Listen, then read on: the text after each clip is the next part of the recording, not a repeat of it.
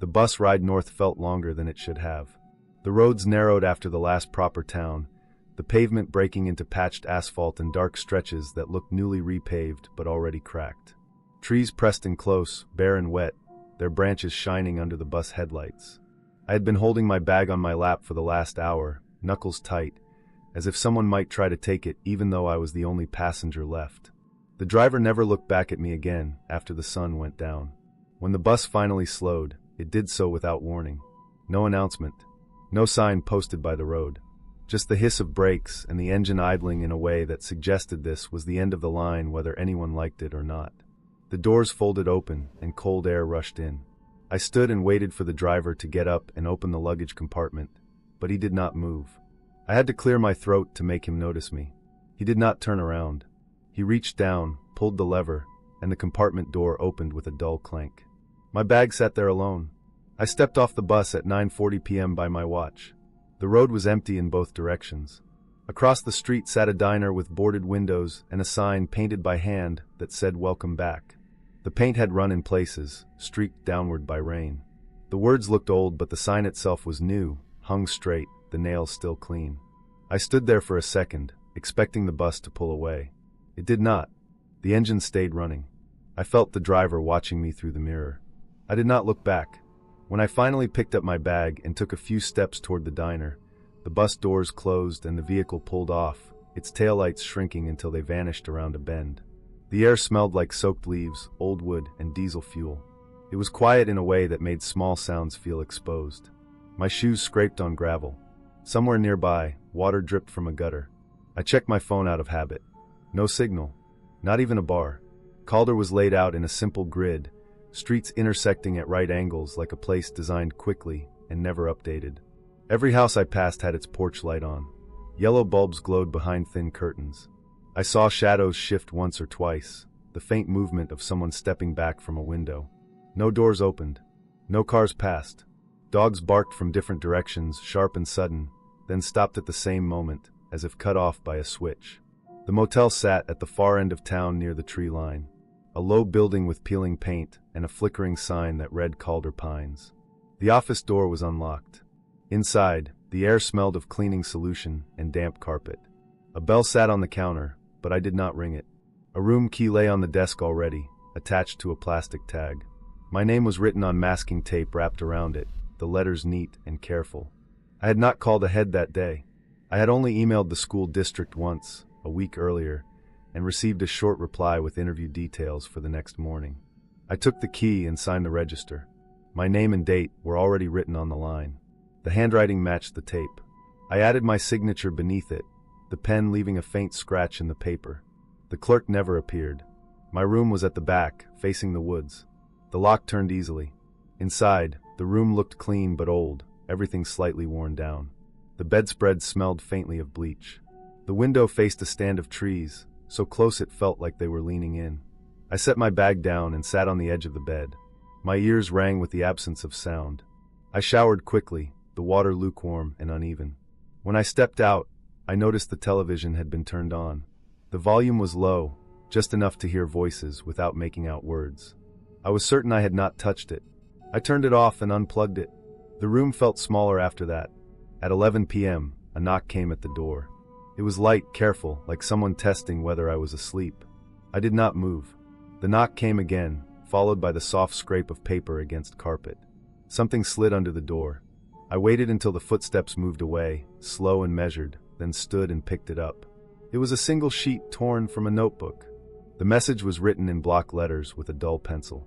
It warned me not to open the door after dark, even if the voice sounded familiar. There was no signature, no explanation. The paper smelled like smoke and old books. I locked the deadbolt and pushed the dresser against the door. Sleep did not come. Every small noise felt amplified. The building creaked as it cooled.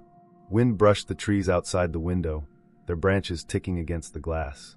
Once, headlights swept across the room and vanished. I stayed awake until morning, watching the clock crawl forward. At dawn, Calder looked different but not better. Fog clung low to the ground, pooling in yards and along the road. People were outside now, moving with purpose but never stopping. They walked dogs without looking at them. They carried groceries in paper bags without store names. Everyone avoided my eyes. At the diner, the boards had been removed. Inside, tables were set, menus placed neatly at each spot. The door was unlocked, but no one was inside.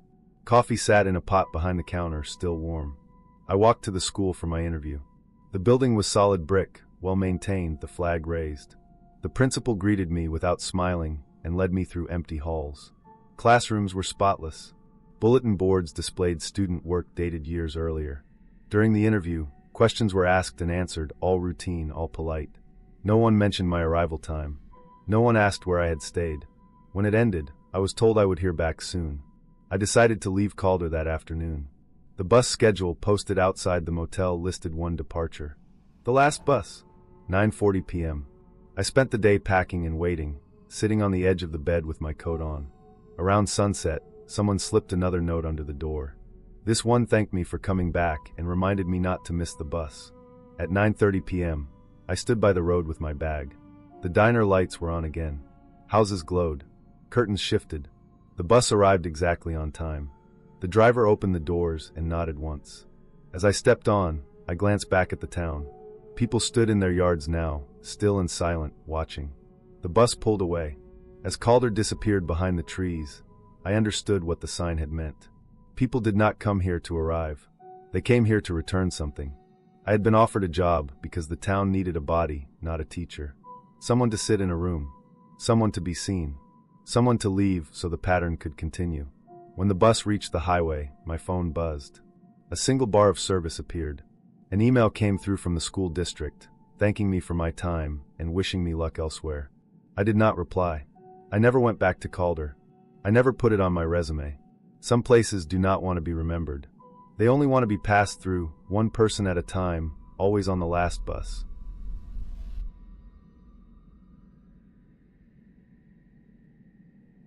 I was 16 that summer and desperate to be seen as older than I was. My cousins were both in their 20s, already hardened by work, cigarettes, and long drives with no plan. When they invited me on a fishing trip to Miller's Creek, I said yes without asking questions. I wanted to carry my own weight, set up my own gear, stay quiet when things got uncomfortable. I wanted to come back changed. Miller's Creek sat outside a small Oregon town that barely showed up on maps. One main road. A gas station with faded numbers on the pumps. A bait shop that sold coffee strong enough to stain the cup. The locals looked at us longer than usual when we bought ice and worms. Nobody smiled. One man told us not to swim at night. He said the creek moved wrong after dark. His tone was flat, like he was stating the weather. We laughed when we got back to the truck. The drive-out followed a gravel road that narrowed until brush scraped the sides. The creek ran parallel for a while, visible through breaks in alder and fir. The water looked clean but heavy. It moved slow in the middle and fast along the edges, sliding around rocks with a smooth pull that made it hard to judge depth. The air smelled like wet leaves and iron. We set up camp near a bend where the bank dipped low. The ground was packed dirt and old needles. Someone had camped there before, judging by the fire ring and the crushed grass. No trash. No footprints that stood out. The place felt unused but not abandoned. The water was cold. I stepped in up to my calves while rinsing mud off my boots and felt pain climb straight into my knees. It was July, but the cold had weight to it. The kind that slowed your thinking if you stayed too long. I pulled my feet out fast and felt stupid for trying to act tough. Fishing was slow. We caught 2 small trout before sunset and let them go. As the light faded, the creek changed color. It went from brown-green to black glass. The surface reflected the trees, so clean it felt like looking down into depth that did not exist. Sound carried too far. A dropped hook echoed. The snap of a branch traveled upstream. That night the temperature dropped. We ate beans and bread and sat close to the fire. No one talked much. The creek made constant noise, but it did not match what I knew from rivers. There was no steady rush. It sounded like something shifting its weight, water sliding aside rather than flowing forward. Sometime after midnight, I woke up needing to pee. The fire was dead. The sky was clear enough to see stars between branches. I walked a few steps from camp and stood still listening. That was when I heard splashing upstream. It was not loud. It was not frantic. It sounded controlled. Water parting in smooth strokes. No footfalls on rock. No gasps. No animal sounds. Just movement. I froze and watched the dark stretch of creek. The sound came closer, then stopped. I felt watched. My skin tightened the way it does before a fall. I backed away slow and returned to my sleeping bag without making noise. In the morning I told myself it had been an animal. A deer crossing, an otter. Something normal that did not fit my fear, because fear does not care about logic. The day passed warm and quiet. We swam in the afternoon, staying close to shore. The cold was sharper in the middle, like a sudden drop. My legs numbed fast. I watched the water around my waist pull sideways, not down, and understood why the locals warned people. The creek had strange currents, hidden bends. It could take you without warning. That evening we put our cooler between two rocks and weighted it with a log. It held food, ice, and fish. We did not want animals getting into it. When we came back after dark, it was gone. The log was still there. The rocks had not moved. The cooler was not tipped or broken. It was simply missing. The water nearby rippled in slow circles like something had passed through recently. We searched with flashlights along the bank. No drag marks. No claw gouges. No torn plastic. The creek swallowed sound. Our lights barely reached the surface before breaking apart. Sleep came in short stretches. The sound returned before dawn. Not splashing this time. More like sliding. Something entering the water without care for speed. When the sun rose, the mist lifted in layers. That was when we saw the boots. One pair. My cousin's. Placed side by side at the edge of the creek. Clean. Dry. Toes pointing toward the water. He stood there barefoot, staring at them, his face pale. No panic. No shouting. Just a look of confusion that settled into something heavier. He said nothing. None of us did. We packed up fast. No breakfast. No jokes. The drive back felt longer. The town looked the same. Ordinary. Too ordinary. Years later, after thinking about it longer than I wanted to, I pieced together what happened. Miller's Creek was used by people who did not want to be seen. Transients. Illegal fishermen. Someone living upstream. The warnings were not about ghosts. They were about danger. The creek moved wrong because it hid strong lateral currents and deep channels carved by runoff. At night, sound traveled without shape. A person swimming silently could move without splashing, especially someone used to water. The cooler was taken by hands, lowered gently into the creek, and pushed into current. No marks because there was no struggle. The boots were removed by someone who did not want to be heard stepping on rocks in the dark. They were placed back at dawn, not as a threat, but because the person realized what they had taken and returned what they could without revealing themselves. What we saw rise out of the water that morning was not a creature. It was a man, naked to the waist, skin pale from cold, hair plastered to his head. He stood chest deep, watching us leave. Not threatening, not hiding, just there. We never talked about it because once you name something human, you have to admit how close it came. We left town that day because we understood the warning too late. I learned then that some places do not want you, and they do not need anything supernatural to make that clear.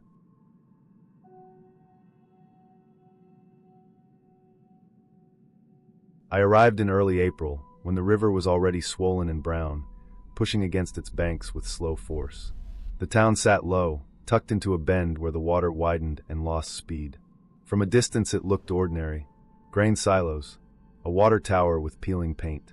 Streets laid out in a simple grid that sloped downward toward the river. The name on the welcome sign did not match the name in any state archive I had checked, which I assumed was another local change meant to distance the place from its past. My research focused on abandoned communities shaped by seasonal flooding, places where people had refused to leave even after the land itself made the decision for them. This town had appeared in federal records as condemned in the late 1970s, listed under flood mitigation and relocation efforts. Funds allocated, properties bought out, structures marked for demolition. After that, it vanished from official maps. Yet satellite imagery showed rooftops, driveways, parked vehicles. The town was very much alive. The locals treated the flood cycle as routine. Sandbags were stacked neatly beside porches. Furniture sat on cinder blocks. Electrical outlets were placed high on walls, wires looping down like vines. Every house had water stains that climbed the siding in uneven lines, each year marked by a faint ridge of silt. Repairs were visible but not disguised. New boards beside old ones. Fresh concrete poured over cracked slabs. The place did not fight the river. It adjusted to it. By the second day, rain upstream pushed the water over the banks. Streets near the river filled first, the current slow enough that debris drifted without spinning. The water smelled of soil and rot. It crept forward inch by inch, swallowing lawns, then steps, then doorways. People did not evacuate. They moved things upstairs or onto porches and waited. Some left town for a few days, but many stayed. No emergency sirens sounded. No police blocked the roads. It felt managed, like a long-planned event. I stayed in a small hotel near the center of town, 3 stories, brick exterior, flat roof. It stood on slightly higher ground and had clearly been renovated multiple times. The room was clean but worn. The window faced the river road. From the second floor I could watch the water advance, flattening reflections of the sky into dull gray sheets. On the third afternoon, I walked toward the flooded blocks with a notebook and camera sealed in plastic. The water had reached chest height in places. I stopped at the edge where pavement disappeared and the river claimed the street. Beyond that line, houses stood half submerged, porches just beneath the surface, windows dark and still. Movement caught my eye. At first I thought it was debris shifting under the water, but then I saw people. They moved slowly, upright, their forms distorted by the surface. They were not swimming. They walked, their feet pressed down into the flooded rooms, bodies angled slightly forward as if against resistance. Some carried objects, chairs, a dresser drawer, a small table held against a chest. Their heads remained underwater the entire time. I stood frozen, waiting for panic to rise, for someone to surface gasping. None did. Their movements were deliberate and calm. One figure paused near a window, adjusting their grip. The glass reflected light in a way that made the water look shallower than it was. A woman looked up and raised one hand, palm open, a simple gesture. Her hair floated around her face, and then she turned and continued deeper into the house. I did not approach. I did not call for help. My mind searched for explanations and found none that fit cleanly. I told myself they were using breathing gear, that the water was shallower than it appeared, that refraction made everything look wrong. I left before the questions formed fully. By evening, the hotel lobby smelled damp. The power flickered but stayed on. I wrote notes until my hand cramped, focusing on infrastructure, adaptation, denial. I avoided writing about what I had seen, choosing to observe without interpretation. The river peaked overnight. By morning, water surrounded the hotel on 3 sides but did not reach the entrance. I ate breakfast alone, listening to the low sound of water moving through streets. From the window, I saw ripples where there should have been sidewalks. No boats moved. No rescue crews appeared. 3 days later, the water began to drop. It drained back into the river as slowly as it had arrived, leaving behind a thick layer of silt that coated everything. The smell intensified, heavy and metallic. People returned to the flooded blocks and opened doors. They shoveled mud, hosed walls, hauled ruined items to the curb. The town reset itself. That morning, I stepped outside to find my car gone. The space where it had been parked was filled with dried mud and tire tracks that did not match my own. I walked to the edge of the lot and looked around, convinced I had misremembered. The street signs were familiar. The angle of the sun matched my sense of direction. The car was not there. I went back inside and asked the clerk to check records. The room key still worked. My name was still on the ledger. The clerk remembered me arriving, remembered where I parked, remembered the color of the car. There was no confusion in his manner. No hesitation. I walked back outside and followed the road toward where the water had been deepest. The hotel stood intact behind me. Ahead, the block where I had watched the submerged figures was empty. Not damaged. Empty. No foundations. No debris. Just a wide stretch of flattened earth, scattered with reeds and trash left by the river. According to my map, there should have been houses there. According to the town, there never had been. I spent the rest of the day comparing notes with public records at the small library that reopened after the flood. Local newspapers showed photos of past floods with the same streets, the same buildings. Federal documents listed the town as relocated, the land returned to floodplain, structures removed. Dates overlapped in ways that should not have been possible. The town appeared and disappeared depending on the source. The explanation came together slowly, through zoning documents, environmental assessments, and a pattern of legal exceptions. After the condemnation, a private trust had acquired the land under a floodplain management loophole. Residents returned as seasonal occupants, classified as temporary structures. Each year, they dismantled what they could, stored materials upstream, and rebuilt after the water receded. The town existed in a legal gap, present but unacknowledged. The underwater figures were not impossible. They were trained. Salvage workers hired to move items before structural collapse, wearing rebreathers designed for confined spaces. The water was deeper than it looked but controlled. The wave I saw was not a greeting. It was a signal to someone else nearby. As for the missing hotel room in my car, the answer was less clean but still grounded. The hotel operated under rotating permits tied to elevation surveys. In flood years, certain wings were removed from the official plan to reduce liability. Rooms shifted identities. Parking areas were reassigned. My car had been moved with dozens of others to a higher lot and then towed out of town when the floodplain designation changed midweek. Paperwork lagged behind reality. Memory filled the gaps. I left 2 days later in a borrowed vehicle arranged through insurance channels that acknowledged my claim without question. As I drove away, the town receded into flat land and water. By the next spring, it would flood again. By fall, people would return. Records would continue to argue with each other. The river would do what it always did, and the town would adapt, not by resisting, but by slipping quietly between definitions.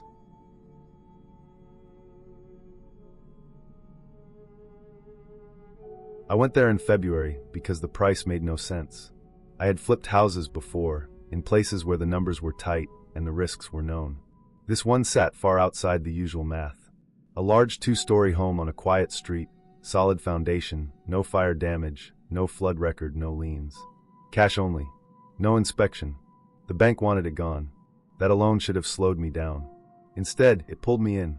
The town was in rural Pennsylvania, the kind of place with one main road and side streets that bent instead of intersected. Snow lined the curbs and gray ridges. The sky stayed low and heavy for days at a time. I arrived midweek and noticed how empty it felt. Not abandoned, just paused. Cars were parked. Lights were on behind curtains. Nothing moved unless it had to. I introduced myself when I needed to. At the post office, at the diner, at the hardware store. Each time, I saw the same reaction. Polite attention followed by distance. Eyes checked my hands, my shoes, my truck. People stopped talking when I stepped close. It was not open hostility. It felt measured, like they were counting something. The house sat halfway down a street with identical homes on both sides. Same era, same siding, same porch depth. Mine stood out only because it looked unused. Snow on the steps stayed unbroken. The yard had not been cleared in months. Inside, everything smelled stale but intact. Furniture remained. Plates sat in cupboards. Family photos lined the walls, framed and dusted. The calendar in the kitchen was still turned to the week the owner vanished. That part came later. The first night, I slept upstairs with my coat on. The heat worked, but the place felt hollow. Sound carried oddly. Pipes ticked louder than expected. The wind pushed against the siding in uneven pulses. I locked the doors before bed. Deadbolts on both entries. I checked them twice. In the morning, the front door stood unlocked. Not open, just unlocked. The deadbolt rested in the frame, as if I had never turned it. Nothing else looked disturbed. No footprints outside. No damage to the lock. I assumed I had made a mistake. Travel fatigue. Habit drift. The second night, I locked everything again. I took photos of the locks with my phone. Upstairs, I closed the bedroom door and placed a chair against it, not as a barricade, just a marker. When I woke, the chair had moved. It sat at an angle, several feet away. The bedroom door stood open. The basement light glowed faintly through the stairwell. I stood still for a long time. I listened. The house stayed quiet. No running water.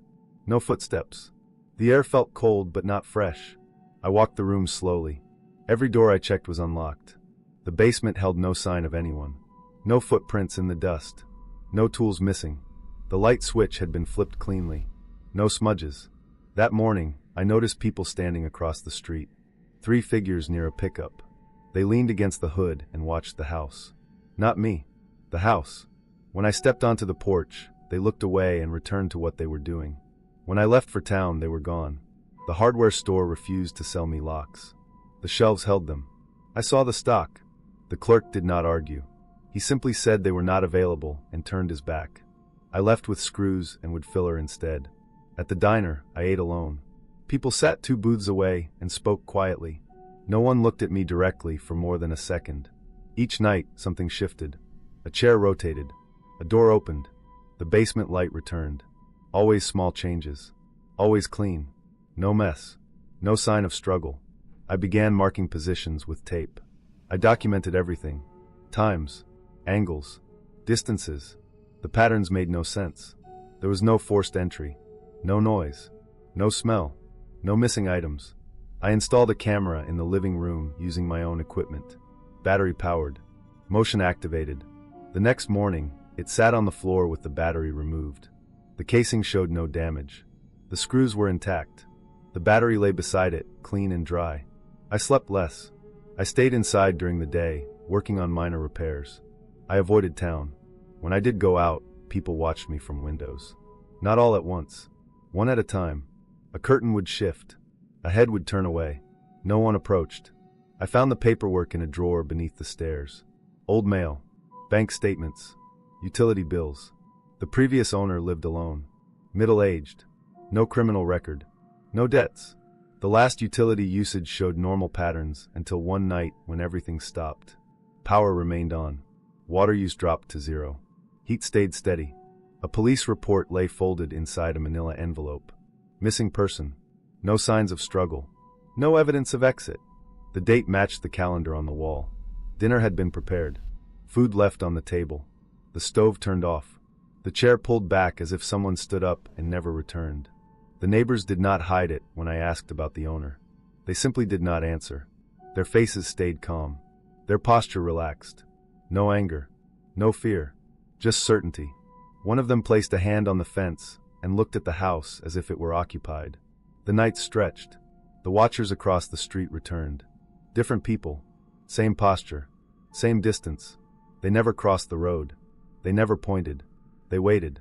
On the 5th night, I woke to the sound of movement downstairs. Not footsteps. The scrape of wood against wood. I stayed still and counted breaths. The sound stopped. I waited longer. Nothing followed. In the morning, the dining table had been pulled closer to the wall. One chair sat slightly apart, angled toward the hallway. I understood then that the changes were not random. They were domestic. The house was being set. Reset. Maintained. I packed my truck before dawn. I did not sleep that night. As I carried boxes out, I noticed the watchers had gathered earlier than usual. They stood farther back now, spread along the sidewalk. Their attention stayed fixed. When my truck was loaded, I went back inside for the last box. The basement light was on again. I did not turn it off. At the county office, the clerk processed my paperwork without comment. She slid the documents back across the counter and marked the file closed. The sale reversal went through fast. Too fast. No penalties. No delays. I drove out of town before noon. No one followed. No calls came. The house disappeared behind a curve in the road, swallowed by trees and snow. Months later, I checked public records. The house had sold again. Same price. Same terms. Cash. No inspection. A new name listed. No history attached. I understood the town after that. The house did not want to be empty. It required presence. Routine. Wait. The town did not force anyone to stay. It did not trap people. It allowed the house to choose. Those who stayed too long became part of the address. Those who left early were forgotten. I never flipped another house like that. I never bought property without inspection again. Sometimes late at night, I think about the chairs being turned, the lights switched on, the table pulled into place. Not as a threat, as preparation.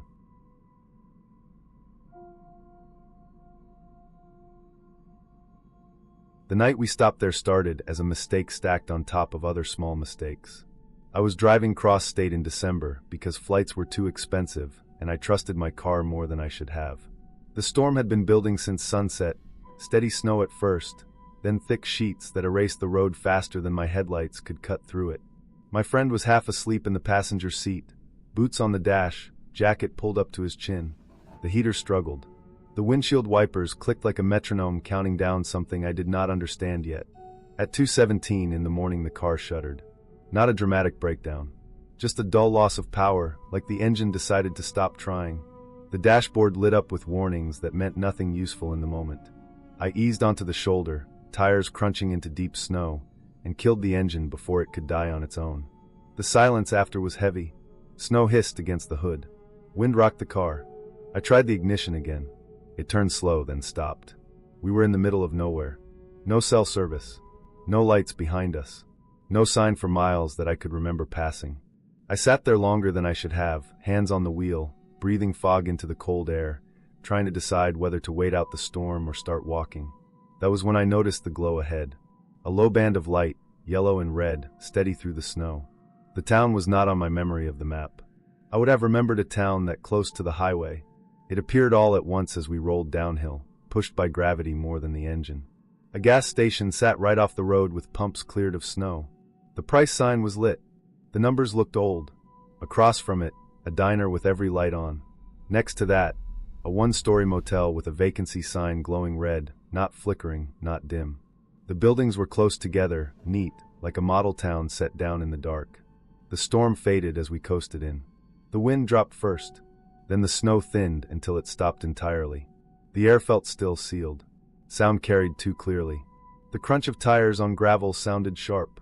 I shut the car off and stepped out. My boots sank into snow that looked fresh but felt packed. The cold hit harder without the wind. It felt controlled, even. Inside the diner, the warmth was immediate. Too warm. The smell was oil, coffee, old grease, clean floors. Every booth was full. Not crowded, but occupied. People sat facing forward, hands folded, cups untouched.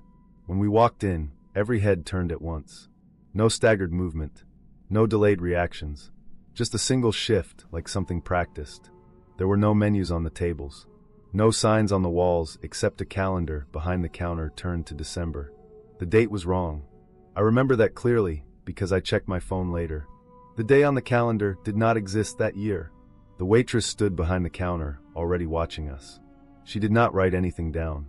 Her eyes stayed on my face longer than normal, then on my friend, then back to me. The way she asked where we were from felt like a test, not a question meant to be answered. Her tone was polite but careful, like she was matching something she had been taught. We sat at a booth near the door. I noticed the door had no window.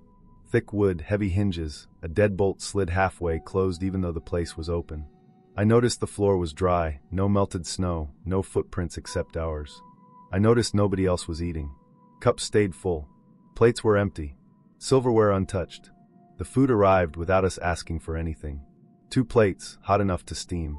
Eggs, toast, hash browns. Simple. The kind of meal meant to feel normal.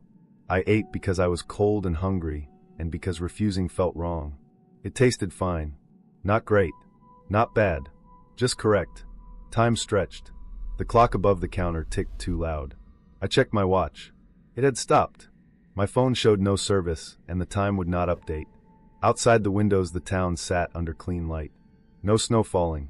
No wind. No cars passing. No tracks on the road. When we paid, the waitress counted the bills slowly, smoothing each one flat, checking the edges like she expected them to be wrong. She nodded once and slid the change back. Her eyes followed us to the door. Everyone else stayed still. The motel looked newer up close. Fresh paint. Curtains drawn tight. The vacancy sign hummed. I went inside to ask about a room, but the office was empty. Lights on. Bell on the counter. No one answered. A clipboard lay open with names already written, dates filled in weeks ahead, all the same handwriting. I did not add ours. Back at the car, the engine started on the first try. Strong. Smooth. The warning lights were gone. I stood there with my hand on the hood, feeling warmth that should not have been there after sitting so long. My friend wanted to leave immediately. I agreed. As we pulled out, I looked in the mirror. The town lights seemed closer than they should have been, like the distance behind us compressed. The storm started again the moment we reached the highway. Wind slammed into the car. Snow erased the road ahead. Behind us, clear pavement stretched back, dry and dark. We drove until the plows forced us off the road at a rest area hours later. Morning came gray and heavy. When I checked the GPS, it showed no town where we had stopped. No gas station. No diner. No motel. Just forest and a bend in the highway. We argued quietly about what we remembered. The details matched too closely to be a shared mistake. The calendar. The food. The way everyone watched. My friend mentioned something else then. He said there had been someone in the back seat when we left. A man he assumed had climbed in at the edge of town. Wet jacket. Snow on his boots. Silent. He said the man stayed there until we crossed the county line. Then the weight lifted. The seat rose. The smell of cold vanished. I checked the back seat. There were no footprints. No water. No sign anyone had been there.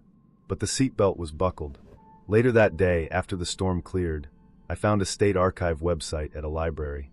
Old highway records. Decommissioned towns.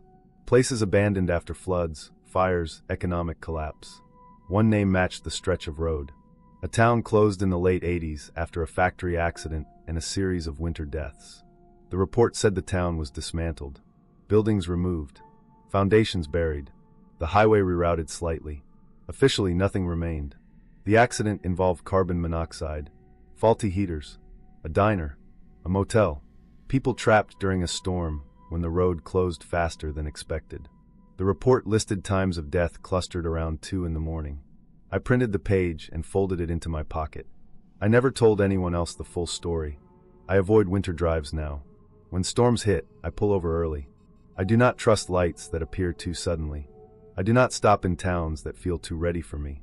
I know now that some places are not meant to be found again, and that sometimes the road lets you pass through only because it needs something carried out with you, across a line, into somewhere it can finally disappear.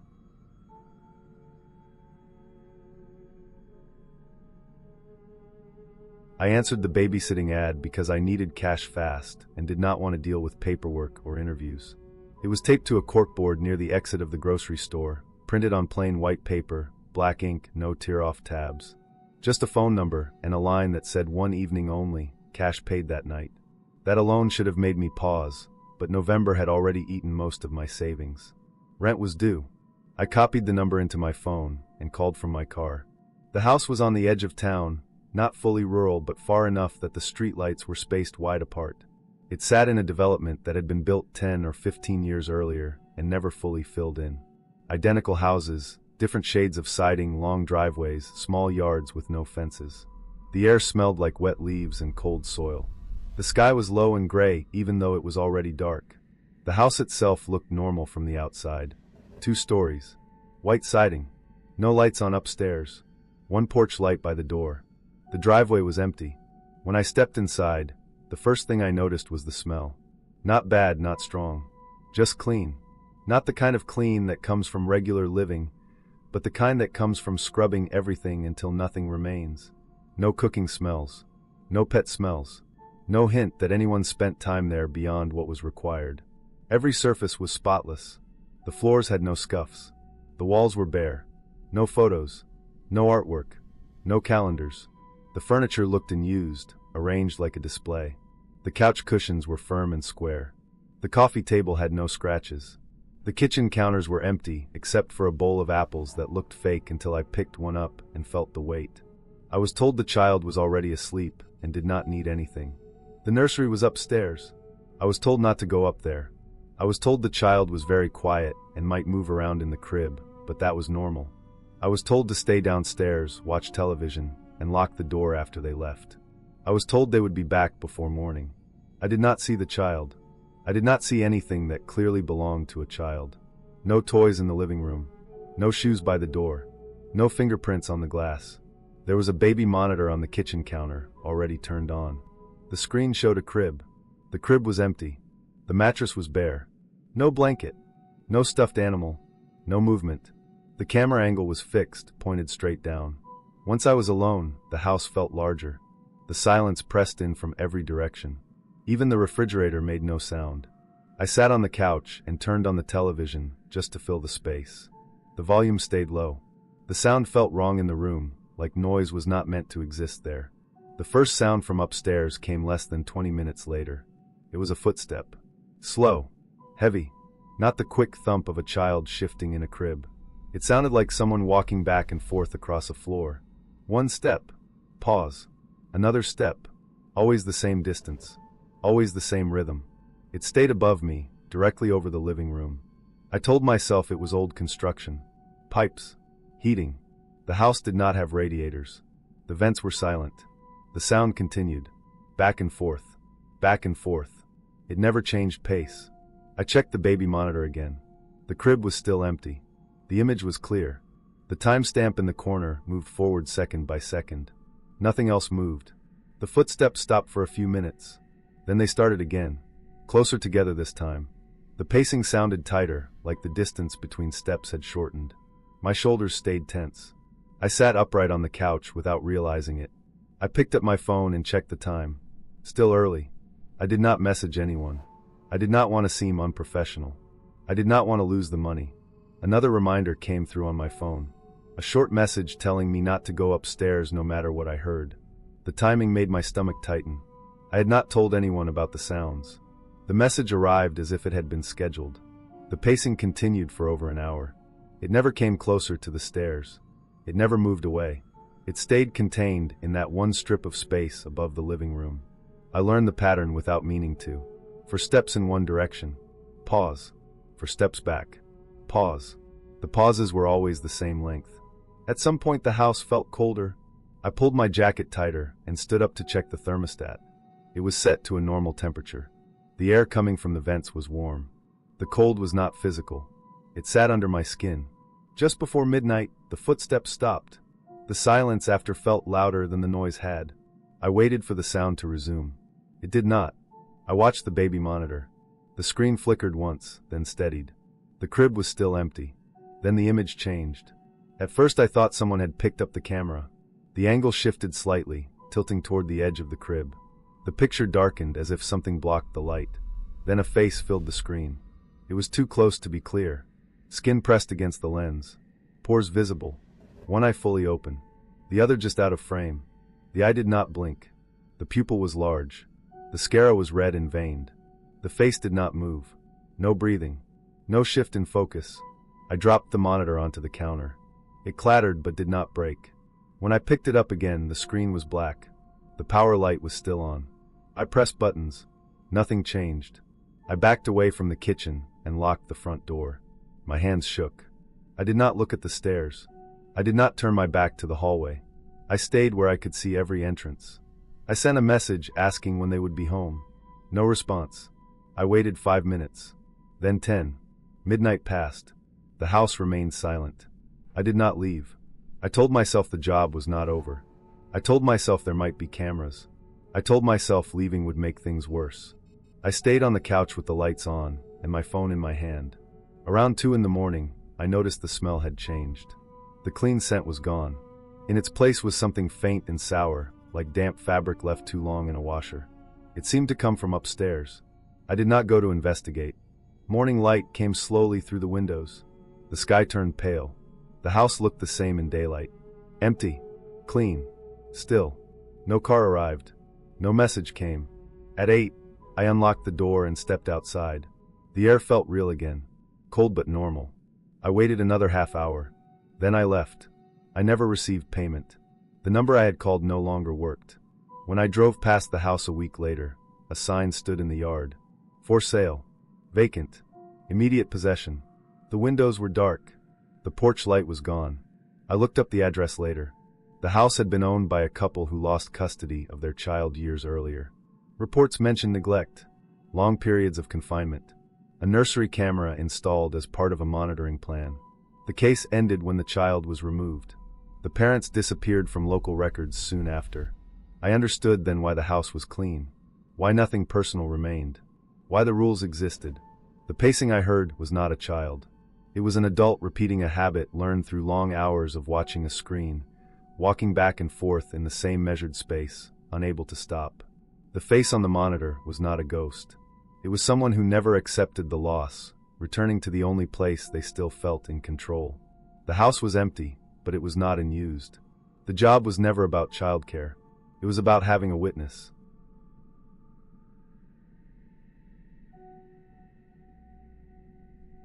We buried the time capsule in the summer of 1996, behind the old middle school, close to the back fence where the football field dropped into a drainage ditch. The dirt was hard and pale, packed tight by decades of wind and drought. We were 12, restless, convinced the future would be larger than the place we came from. We used a metal ammo box one of our fathers had left in a garage. Inside went small things that felt important then. A folded note with our names. A cassette tape with songs recorded off the radio. A toy car with one missing wheel. A disposable camera we never used. We buried it shallow, just deep enough to feel secret, and covered the spot with a broken brick we said would be our marker. 10 years later, In the summer of 2006, we went back. I had not returned since my parents split, and my mother moved me away. The town sat where it always had, wide and flat, stitched into endless fields of corn and wheat. The roads felt longer than I remembered. The air smelled dry and sweet, dust mixed with cut stalks. The silence pressed harder than noise ever had. Stores I knew were closed. Windows were covered with yellowed paper. The diner still stood but looked tired, its sign faded by sun.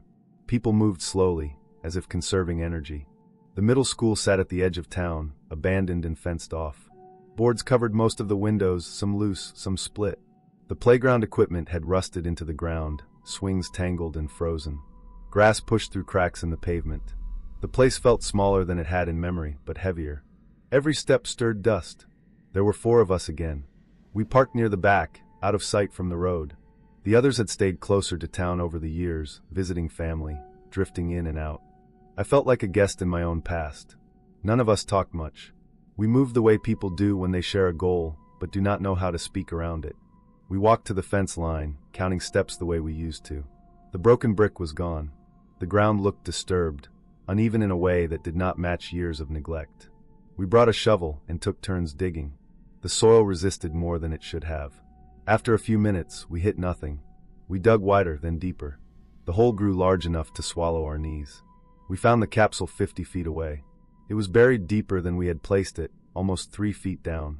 The ammo box was wrapped in thick plastic, sealed tight with tape that was not old.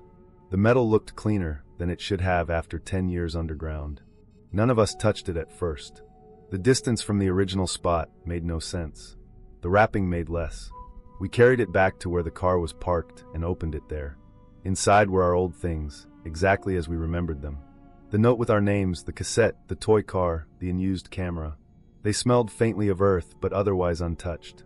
Beneath them were photographs. They were printed, not developed from the disposable camera we had buried. The paper was newer, glossy. The images showed us as kids, asleep at sleepovers, mouths open, limbs twisted. None of us remembered anyone taking those pictures. Some were taken inside houses we recognized. Others were taken in places we did not. One showed us standing near a grain elevator at dusk. Another showed us near a riverbank miles outside town. The angles suggested distance, as if shot from behind objects or through windows. The last photo sat at the bottom. It showed the 4 of us as adults, standing near the back of the middle school. The boards on the windows matched the ones in front of us. The weeds matched. Even the clouds matched the sky above our heads. We wore the same clothes. Our posture was the same. The timestamp printed on the corner showed a date, 2 weeks in the future. No one laughed. No one tried to explain it away. The heat pressed down, thick and unmoving. Flies buzzed near the trash by the fence. Somewhere in the fields, machinery hummed. We put everything back in the box and sealed it. We did not rebury it. We locked it in the trunk instead. The drive back into town felt longer than it should have. The sun dropped low, turning the fields orange. Shadows stretched across the road.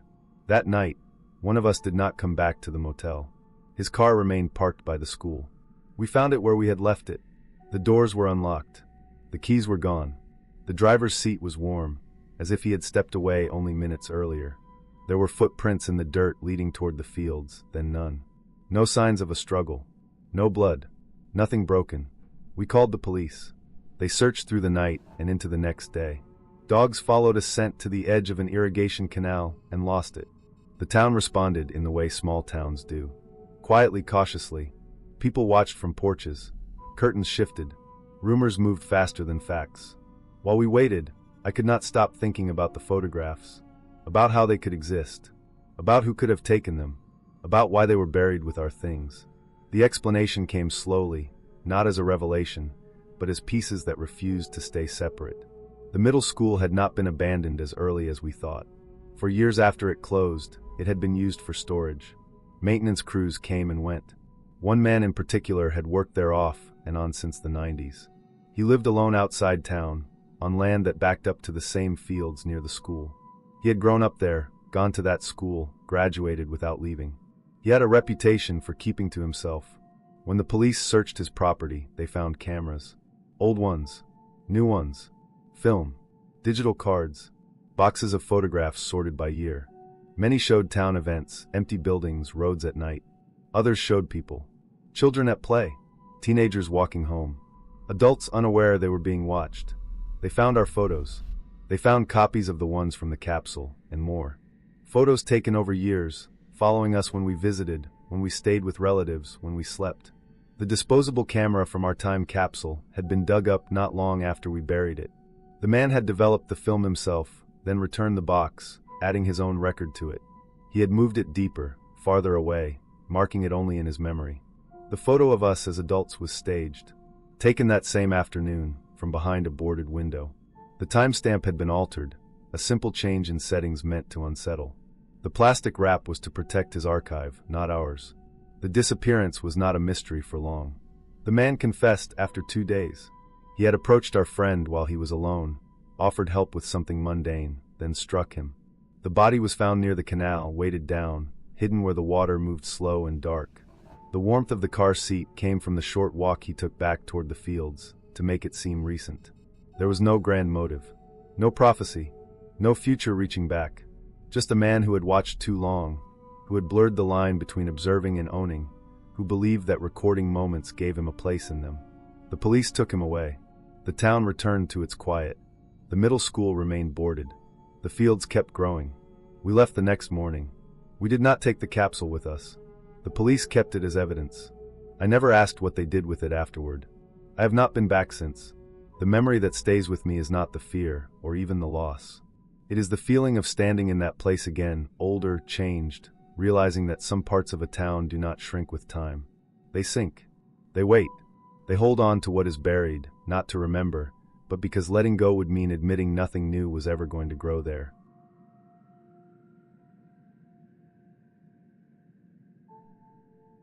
I drove into the town at the end of March, when winter still clung to the mountains, even though the calendar said spring. The road narrowed as it climbed. The pavement cracked and patched so many times it looked stitched together. Trees pressed close on both sides, bare branches forming a web over the sky. I had expected a sign, something official, but the town arrived without warning. A post office, a courthouse no bigger than a house, a few brick storefronts darkened by age. Smoke rose from chimneys though the afternoon sun was out. My brother had moved here the previous fall. He said the work was steady and quiet. Forestry contracts, trail maintenance, odd jobs that paid cash. He liked places where nothing happened. At first he called every Sunday night. Then the calls slowed. Then they stopped. I left messages. I sent emails. I told myself the service was bad, that he was busy, that he would get back to me.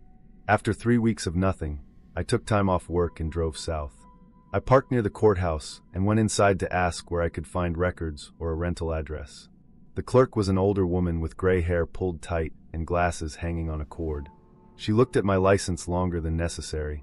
Her face changed in a way I did not understand. Her mouth tightened. She reached across the counter and touched my hand. Her skin was dry and cool. She did not ask why I was there. She did not ask who I was looking for. She told me she was sorry for my loss. She said it the way people say it when they have practiced the words. I pulled my hand back and told her there had been a mistake. I said my brother was alive. She shook her head slowly, as if correcting a child. She slid a folded paper across the counter. It was an obituary clipped from the local paper, dated 3 months earlier. My brother's name was printed at the top. There was no photo. The cause of death was not listed. It said private services were held. I left the building without taking the paper. The town felt different once I stepped back outside. People looked at me longer than they should have. A man sweeping the sidewalk stopped and leaned on his broom. A woman loading groceries into her car paused with the trunk open. I walked into the only bar on the main street, thinking I needed to hear another version of the story. The place smelled of old wood and fryer oil. The bartender glanced up and froze. He set the glass he was holding down too hard. He shook his head and walked away. Someone at the end of the bar stood up and moved to a table. I sat for a long time without being acknowledged. When I finally stood, my legs felt weak, as if I had been sitting in the cold. As I walked back to my car, people offered condolences without waiting for me to speak. They asked how long I had been grieving. They told me time helped. No one asked how I was holding up. No one asked what I needed. Their eyes slid away when I looked back at them. They behaved as if my presence made something unstable.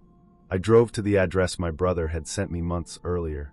The road narrowed again, turning to gravel. The trees thickened. The mountains closed in. His cabin sat alone at the end of a rutted drive, a small structure built from rough-cut logs. Smoke drifted from the chimney. I told myself someone else lived there now. I told myself the town had made a mistake. The door was unlocked. Inside, the air was warm. A fire burned low in the stone fireplace. A pot sat on the stove, still holding heat. 2 plates rested in the sink with food residue, not yet dried. A pair of muddy boots stood by the door, the same brand my brother always wore. His jacket hung on a nail by the window. The table held folded maps marked with pencil lines. A calendar on the wall showed the current week circled. Nothing in the cabin suggested abandonment. Nothing suggested death. I walked through each room slowly, touching familiar objects. His toothbrush was damp. His bed was rumpled. A notebook lay open on the desk, filled with notes about trails and tree stands and work schedules. The handwriting was his. The dates were recent. My hands shook as I set it down. Behind the cabin, the woods sloped upward. The ground was soft from melting snow. I followed a narrow path worn by frequent use. The smell of damp leaves and soil filled the air. After a few minutes, the trees opened into a clearing I could not see from the cabin. The ground there had been disturbed repeatedly. Shallow mounds rose from the earth, each one marked with a simple wooden stake. Every stake bore the same name, carved by hand. My brother's name, again and again, some letters deep, others faint. There were dozens of them. The soil was fresh. Some mounds still showed the shape of the shovel blade. None were old enough to have settled. This was not a graveyard in the usual sense. There were no dates, no prayers, no flowers, just repetition. I stood there until the cold crept through my clothes. The explanation I needed did not come. I returned to the cabin as the light faded, locking the door behind me. I sat by the fire without eating. The cabin made noises as it cooled. The wind moved through the trees outside. I tried to convince myself the town had staged something cruel. I tried to believe my brother was hiding for reasons that made sense. Night came fully. The fire burned down. I lay on the bed without undressing. Sometime after midnight, there was a knock at the door. It was careful and familiar, the pattern my brother always used. I heard my name spoken in his voice through the wood, quiet and steady, the way he said it when he did not want to wake someone else. I did not answer. I did not move. The knock came again, then stopped. Footsteps moved away across the porch. I did not sleep. Morning brought clarity I did not want. I found a file folder hidden behind the stove, wrapped in plastic. Inside were copies of death certificates, all identical except for dates. Each one listed my brother's name. Each one was signed by the same county doctor. There were notes written in the margins, references to land disputes, logging rights, mineral surveys. I understood then that my brother had been hired to be someone who died. Over and over. Each death cleared a claim. Each burial made a problem disappear. The town needed a dead man who could be buried as many times as required. My brother was alive because he was useful alive. He was declared dead because it protected everyone else. The knock the night before had not been a ghost. It had been him, checking to see if I would open the door. Checking to see if I could be trusted. I left the cabin before noon. I did not go back into town. I did not report what I found. I drove until the mountains fell away and the road widened. I never tried to contact my brother again. Months later, I checked the county records online. My brother's obituary had been updated. It listed a new date.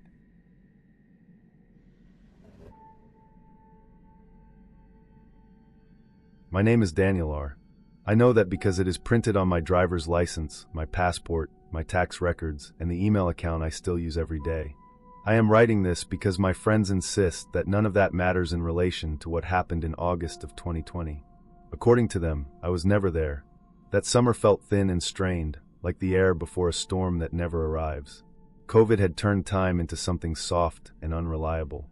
Days blended together. Highways were empty in a way that felt temporary and fragile, like a set that could be dismantled at any moment. 3 friends and I decided to take a short road trip from northern Arizona toward the Nevada-Utah border. We told ourselves it was safe because we would not interact with anyone. We would sleep in cheap motels, buy gas at the pump, eat packaged food, and spend our time outdoors photographing abandoned places. It felt controlled. It felt rational. The town we stopped in barely qualified as one. A handful of buildings sat off a 2-lane road that cut through pale desert. Sun-bleached signs leaned at angles that suggested wind damage rather than age. The gas station had 4 pumps, but only one still worked. A boarded-up church sat farther back, its windows covered with plywood that had warped and split from heat. A dry well stood near a cluster of rusted trailers. The place looked forgotten, but not ancient. It felt like something that had been emptied out quickly. We took photos constantly. That was the point of the trip. We used our phones, passing them back and forth, lining ourselves up in front of whatever caught our interest. We stood close together out of habit, even though there was no one else around. Masks hung loose around our necks. The sun was harsh and made everything look flat, so we shot from low angles, crouched, stepped back, adjusted framing. The gas station shots came first. The pump was old, the kind with a mechanical number display behind cracked glass. I remember the smell of dust and fuel residue baked into the concrete. I remember thinking the pump looked staged, like a prop. At the dry well, we climbed onto the low concrete lip and balanced for photos. The metal cover rattled when the wind picked up. I remember the sound clearly because it echoed in the open space. The church came last. The door was locked, but one of the boards on a side window had pulled loose. We did not go inside. We stayed outside and took photos through the gaps, aiming for the pulpit visible in the dim interior. The building smelled faintly of old wood and animal droppings. The light was low, which made the images grainy. We checked into a roadside motel just before dark. The room was basic but clean. 2 beds, beige walls, a small table with a lamp that buzzed when it was on. We wiped down surfaces out of habit. We ordered food on our phones and ate in silence, scrolling, tired from heat and driving. Later, we started going through the photos. That was also habit. We liked to see what we caught while the memories were fresh.